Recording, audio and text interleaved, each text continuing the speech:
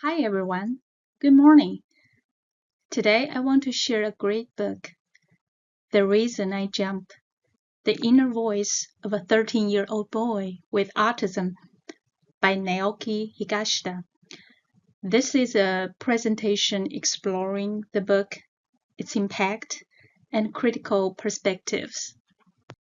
So, what are we going to cover today? We're going to talk about the background. Who is Naoki Higashida?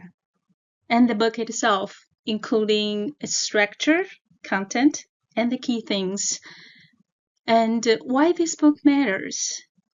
And a film adapted from this book released in 2020, an awesome documentary, and some takeaways. Who is Naoki Higashida, the author behind the words? He's a boy born in Japan. He was diagnosed with autism at age 5, was unable to speak. This is the book he wrote when he was 13. Despite being unable to speak conventionally, Higashida found a way to share his inner world with readers worldwide. Higashida said, "Many children with autism do not have the means to express themselves. And often even their own parents do not have a clue what they might be thinking." Higashida learned to communicate using an alphabet grid, a method that allowed him to spell out words by pointing to letters. The process was painstakingly slow, but it opened a window into his mind. He wrote the book to help others understand what's like to live with autism. This was one of the first books offering an insider's perspective from a non-speaking autistic person. Transition and global reach.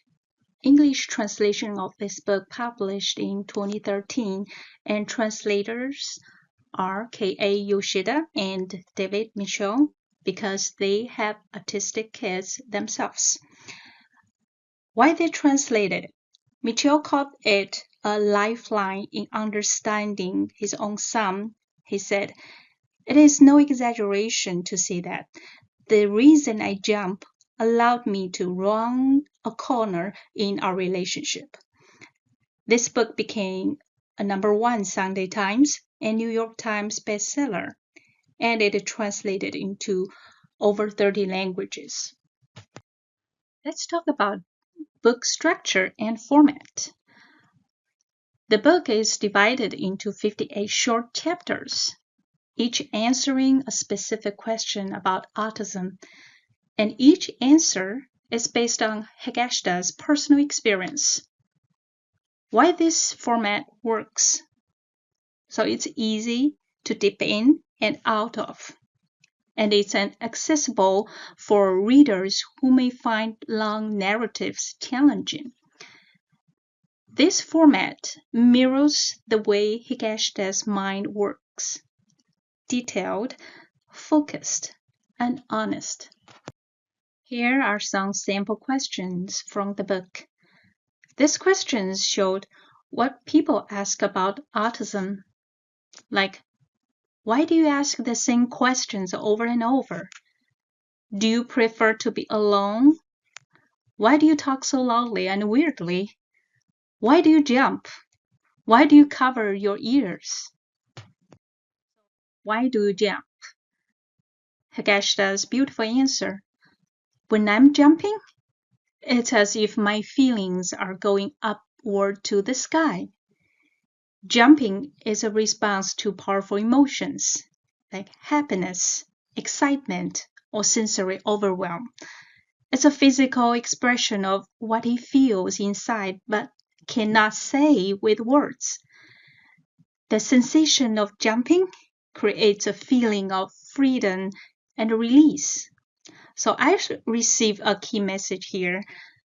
Behaviors that may seem strange to outsiders often have deep meanings and purpose. Let's talk about one of the major things of this book: communication. Higashida describes a fundamental challenge, the gap between thinking and speaking. When you see an object, it seems that you see it as an entire thing first, and only afterwards do its details follow on. But for people with autism, the details jump straight out at us first of all, and then only gradually, detail by detail, does the whole image float up into focus. So this explains why autistic people may seem lost in details, why responding to questions takes time, and the overwhelming nature of sensory input. Body and movement. Higashida talked about his experience of being trapped. He describes his feelings alienated from his own body, like difficulty controlling movements and limited facial expressions. Just because someone's body doesn't show emotion doesn't mean they are not feeling deeply. Sensory experience. Higashida explains that autistic individuals experience the world with heightened or altered sensory awareness. I want to say it's a different way of perceiving the world. Like the same sensitivity that causes distress can also create moments of intense beauty and wonder. Another major thing is identity and normal. In question 24, Higashida addresses this directly. For a long time, he longed to be normal, to escape the struggles. But over time, he realized that autism is inseparable from his identity. So, would you want to be normal? His direct answer is he would not choose to become normal because autism is now so closely tied to who he is. I realized the whole thing challenges the idea that autism is something to be cured. He talked about finding joy. He explains that behaviors like spinning, lining up objects, or memorizing timetables serve important purpose. The beauty in repetition and order. These behaviors are not just symptoms. They can be genuine sources of happiness. Let's take a look at the 2020 documentary film, The Reason I Jump, adapted from this book. This is not a traditional adaptation.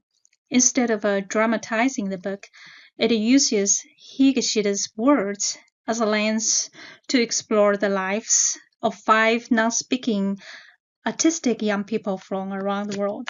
Imagine how your life would be if you couldn't say what you wanted.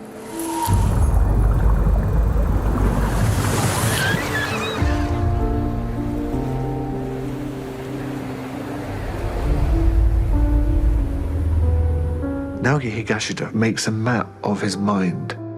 It's kind of poetry.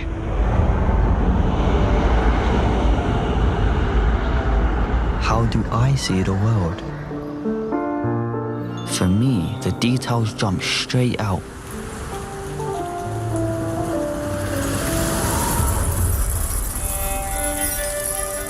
Inside my head, there isn't really such a big difference between what I was told just now and what I heard a long time ago. My mind is forever swaying this way and that.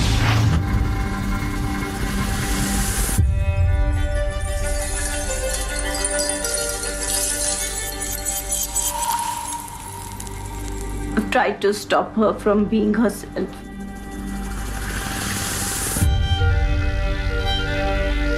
I think we can change the conversation around autism by being part of the conversation. Right now, Joss is having a joy that I will never come close to. To live my life as a human being nothing is more important than being able to express myself.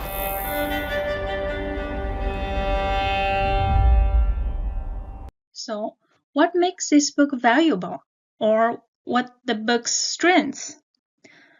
First, rare insider perspective from a non-speaking autistic person, and challenges assumptions about what autistic people think and feel, and demonstrates intelligence, humor, and empathy, those qualities often denied to autistic individuals. Highly accessible format, easy to read and understand, and provides languages for conversations. From a teacher's view, I think this is a fabulous book to help give an insight of what it is like to be an autistic child. Who should read this book? Parents new to autism, professionals, autistic individuals, educators, and general readers. Some key takeaways. First, presume competence. Not being able to speak does not mean there's nothing to say. Behavior is communication, including jumping, spinning, and rocking all have meaning. Sensory differences are real. The world can be overwhelming in ways neurotypicals may not perceive. Autism is identity, not disease. Many autistic people would not choose to be normal.